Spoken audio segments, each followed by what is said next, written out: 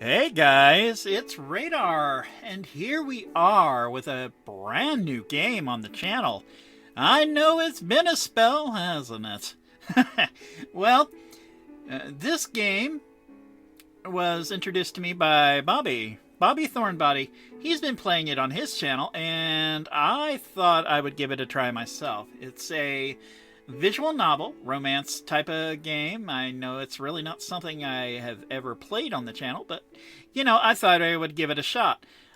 This will be my first foray into the visual novel genre, so um, we're going to give this a shot, and then I'm thinking about covering a few others that I've had my eyes on. So, yeah, this is a romance type of game, dating sim, if you will, but it does have a really good story to it from what I saw.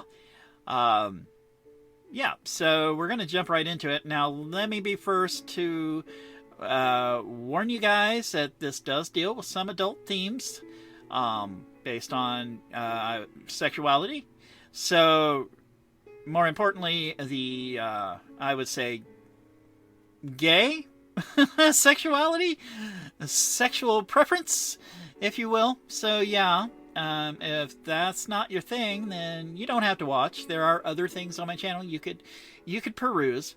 So I'm done rambling because I'm going to try and keep these in 30-minute intervals if I can. The first day is really long, so that's probably going to get cut up into a few episodes because I tried recording before and it was nearly 2 hours long. So yeah, we're going to give it a shot, and I'm also going to give a shot to giving a couple of the characters some voices. We'll see about that. So why don't we get started? New game, and my name is going to be Edison. Yes. Yes, yeah, they have Japanese names, but hey, we're going to use my bear, Carmichael, Edison Carmichael. Well, the main character is a Shiba Inu, and he's really adorable and sweet and so adorable, so cute. So he's going to be Edison Carmichael, and I'm blabbering too much. This is going to be fun. I think it's going to be fun. There are a lot of really fun characters in this game. So, without further ado, let's do this. Boom. Monday, April 3rd. So pretty. A cool breeze passes, softly ruffling my fur. I bask in the mild weather of April, enjoying the feel of the sun against my skin. I can faintly hear the sound of the wind against the trees below and the chirping of the birds above. I'm content to just laze around and watch the clouds in the sky. It has always been a good way to kill some time when I had nothing better to do. Lately, though, it has developed into a habit. As I lay on the ground counting clouds, I feel myself drifting away into sleep. Just keeping my eyelids open seems like an impossible fight at this point. I'm tempted to just reach into my bag and grab my gaming console, but the thought of playing while fighting my urge to sleep is too troublesome. I am snapped out of my sleep-induced daze by the sound of the school bell. Is it already this late? Slowly I hear voices. At first there are only a few, but they keep increasing little by little. Students are probably leaving their auditorium now and heading towards their classrooms. Others are likely carrying around pamphlets and trying to recruit new students for their clubs. I don't even have to look to know what's happening. It's the same scene every year after all. Just the thought of being pushed around by all those people who keep trying to go a million different places gives me a headache. I suppose I should head to class myself. And I remember that teacher is going to be in charge of our homeroom this year. I think I'll just stay here and catch some sleep. Seems like the more comfortable approach. As I begin to feel the sweet calling of dreamland, the sudden noise snaps my mind back to reality. Did some student decide to wander onto the roof? Students aren't allowed on the roof. So no one is supposed to come up here. As for me, I just came here for all the peace and quiet. It's a great napping spot after all. The sound of approaching steps echoes. I move my ears a bit to be able to hear it better. Is it coming towards me? Crap, have I been caught?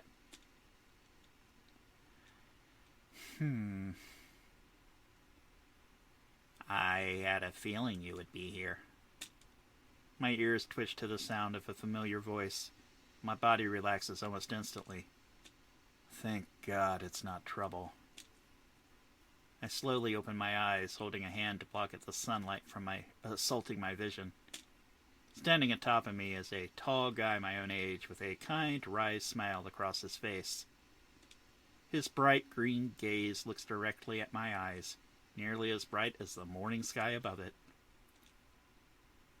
Got 3? No, I'm kidding. He looks like he didn't know whether he wanted to commend or chastise me. So in the end, he merely stood at that same spot, looking down at me with indecision. Finally, he sighed, scratching his chin and continuing to watch with that smile. You do know morning assembly is already over, right?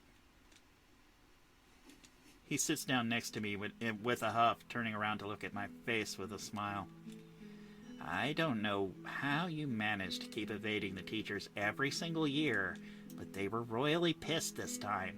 I think your luck just might have run out. And I'm somewhat taken aback by this nonchalant attitude. Shouldn't you be a little more pissed? I really thought you'd come over to drag me to the staff room. He puts both his arms behind his head and lies down on the ground next to me. I can feel the heat radiating from his body. Our arms slightly graze one another. I'm still feeling a little drowsy. Guess I might sleep for a few more minutes. By the way, my sister was looking for you this morning. Did you speak to her? His voice breaks the pleasant silence from above. I don't really feel like speaking, so I just nod along. His tail shifts around next to him, whipping me in the legs. I turn my head slightly so he's in my sight. He looks somewhat annoyed by my lack of words. What a pain. She asked me to show her around school. I said that she should probably ask you instead. She wasn't amused. Shoved, she holds back a laugh. She also asked me if she looked cute in her new uniform. I told her it was so-so. She was not happy about that. This time he's unable to hold back and laugh softly, his shoulders moving up and down at a pleasant rhythm. She had tried to hit me with her bag. Lucky for me, I'm a fast runner. Shoshi doubles over, clutching his stomach as he continues in a fit of laughter. It's not funny. Your sister is the devil. Sorry, I know I shouldn't laugh. He takes a few deep breaths, trying to stabilize himself. Little by little, his shoulders stop quivering. Okay, I think I'm okay now. Really, because you still look like you're about to burst into fits of laughter at any minute now. Sorry, she's such a pain. She actually spent most of the summer sending me photos of her in different clothes, asking me what would look good for her on her first day of class. At first, I thought she was joking, but when the semester was close to starting and she hadn't stopped, I sent her a message reminding her of the uniform. And she got mad at me because I didn't tell her sooner. Really? A high school student has to be reminded of the existence of the school uniform? Talk about a blunder. Oh, and it looks like she still has a major crush on you. Ugh, don't remind me. When we were kids, Hidoka had a serious older brother complex, always following us around and saying that she wanted to marry her big bro when she grew up. In fact, I remember teasing Shochi about it all the time. Why did she have to fall for me? If I let him know how much it annoys me, he'll tease me mercilessly for the rest of the day. Time for a tactical retreat. Change of subject. Is your dad still out of town? That was the first thing that came to mind. Oh God, I suck at this. His eyes say, really? That's the best you can do? But he still lets it slide. Yeah, business trip in Taiwan. He'll stay there for the most of the semester. Oh, why don't you stay with your mom in the meantime?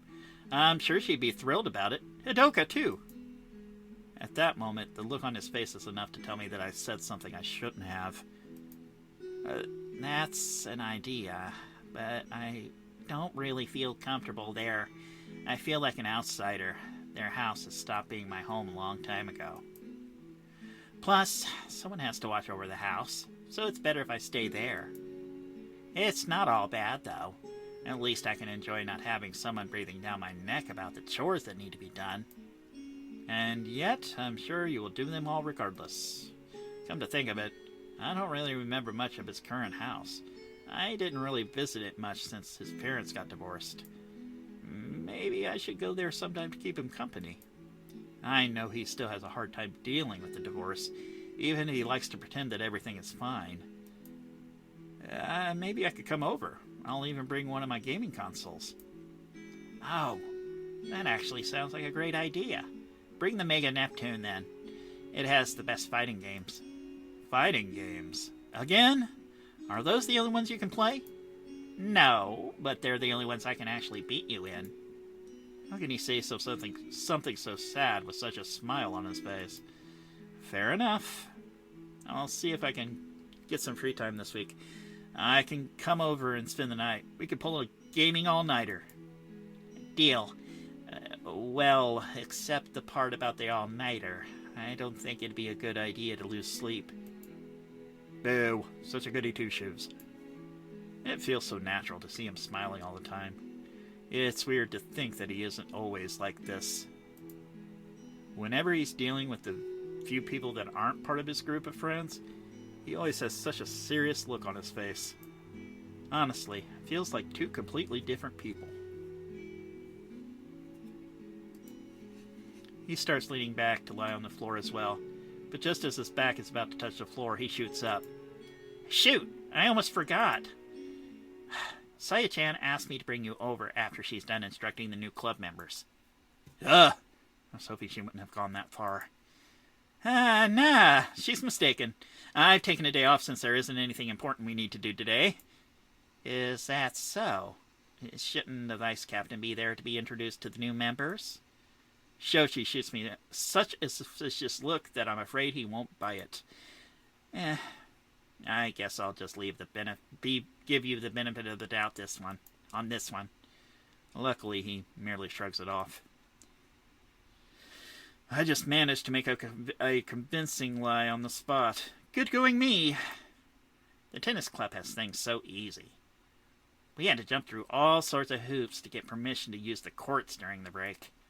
Meanwhile, you guys had free access to them every day. It's so unfair. If you want better treatment, maybe you guys should start winning more. I had planned on getting up and bolting long before I finished my sentence, but I seem to have overlooked one fatal flaw in my plan. My body is still feeling sluggish from sleep, taking too long to move, and that time, Shochi... Unable to get up on time, I'm grabbed in a chokehold by Shiochi, who immediately starts grinding his fist at my head. Oh-ho! Was it my imagination? I could have sworn I heard a little brat trash-talking my precious volleyball club. It couldn't have been you, right? While this might seem like a bad situation for the average person, I'm already so used to this kind of treatment that it doesn't even faze me. In fact, even if Shioshi is a little annoyed at my comment, this is nothing more than rough play for him. If he really wanted to hurt me, I'd have no chance. That guy is freakishly strong. While he definitely has his arms wrapped around my neck, the noose is loose enough that I can get out whenever I want. Still, I decide to humor him and play the part. Shoichi-san, I'm sorry. Please, forgive me. Let me go. Ugh. Shoshi's body rumbles as he makes a choking noise. Unable to hold it in, Shoshi begins to laugh with me, still in his grip. Feeling his body vibrating like that is a strange, albeit familiar sensation. But even though he can barely restrain his laughter, he continues to play his part. If you think forgiveness is going to come that easily, then you're sorely mistaken. It would take you at least 100 years to achieve penance. Stop! Wait, Sushi, you're tickling me. What's with that number? Be more realistic. Playing around like this is so nostalgic. It makes me miss the days of our childhood together. Well, not that those days ever really left. After all, we are rolling around on the rooftop in plain daylight. Shoshi gently pushed something away from him, giving me a tap on the shoulder. Away with you now, heathen! I am done with your punishment. Heathen. When did this become an inquisition? I don't know. I just always wanted to say a line like that. He's acting so silly right now that I can't help but laugh. Whenever we get together, we end up fooling around like little kids. That's why we stopped studying together. We can never get things done. This is our last year, you know. You should try enjoying high school life a little more. Whoa. The change of subject came so fast that I can feel some whiplash. I am enjoying it. And also, what's with the sudden change of subject? Oh, no, you're not. You barely speak to anyone in school other than Saya, Ureshihara, and me. And that came from me being worried about you. You should be happy. All right, Mom. And for your information, I have plenty of friends. Casual acquaintances aren't the same thing as friends, and I know that all your classmates fall into that category. That's not true. You're just overstating the requirements to friendship. Is that so? I shrugged. Nothing I can say to change his mind, so I really won't bother to. By the way, what time is it now? I can't hear the students downstairs anymore. Huh. That's true. It's gotten pretty quiet. I can't either! Wait, why are you asking me that? Just check your phone. I left it in my bag. You're so unprepared. I pull my phone out of my pocket and look at the time. Whoa, it's already past 11 a.m. 11:35? Shoshi almost bolts up. Shit, I'm late. I'm supposed to be helping with the new team members. Sorry I held you up here for so long. Shoshi gets up quickly, dusting his clothes off. Is there any dirt on my back? No, it's fine. They clean the rooftop every day, you know. Doesn't change the fact we were lying around on the floor. If this was going to be such a problem, then why did you do it in the first place? It didn't feel like a problem at the time. I'll chalk it up to a lack of foresight. Now come on, I'm sure you have better things to do than fall asleep on a school rooftop. Even if you end up skipping practice. Here, let me help you. He does have pretty eyes, I do admit. Shoshi leans down towards me, offering me a hand. Seeing the blue sky shining brightly behind him and the gentle breeze ruffling his fur, for some reason I can feel myself blushing. Without really knowing why, I decide to look away and attempt to hide, like a kid that got caught doing something bad. I don't need help. I'm not a baby. I'm not saying you are. But what's wrong with me trying to do something nice for a friend? I just want to help you. Damn smooth talker. Despite my protest, I still grab a hold of his hand, with him pulling me up to my feet with ease. He actually pulls me with too much force, and we end up bumping chests. My face lands squarely on his shoulders. It never ceases to amaze me how deceptively strong he is. I mean, he already looks strong, but he's still so much stronger than he looks. If that makes any sense. Ow, jeez. You're way too strong. Try to rein it in a little. You're going to end up throwing me off the building. Heh. Sorry. You have so much fluff that you look much stockier than you really are. Wow. What's that supposed to mean? It's a compliment. I'm saying you're lighter than you look. Just as I'm pulling away from him, a particularly strong gust of wind blows against us, rustling my fur violently. Ah, it's so windy up here. How do you manage to stay here for so long? It's not usually this windy up here, you know. Plus, you're making a pretty good windshield right now with how big you are. Although I decide against mentioning that part. My pocket starts vibrating with force. I already have an idea who might be calling, so I choose to ignore it. Shochi, though, has completely stopped. His eyes are glued to my pants pocket. Aren't you going to get that? Nope. It's in bad taste to ignore a call, you know. Spare me the lecture. I have a pretty good idea who it is, and this will be a conversation I'd rather avoid. Shoshi gives me abused, and in one fast movement shoves his hand down my pocket, pickpocketing my phone. Hey, give that back! Hello? Could this be Edison's secret girlfriend? Saya-chan? Uh-oh. Here's the development I didn't want to see occurring.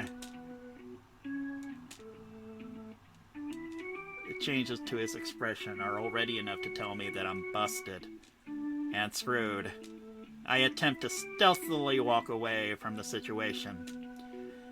You have a match? You told me you were taking the day off! Crap. I am! Without consent. Shoshi starts rubbing his forehead. Yeah, Saya-chan. Sure, I'll bring him. No! Shoshi hangs up the phone and looks at me with a grumpy expression. I don't appreciate being lied to. I don't have to tell you every detail of my every waking moment, do I? Well, no, but you have to go to practice. Why? It's your responsibility. Again, why? Because you're the vice captain, for crying out loud, and this is not up for debate.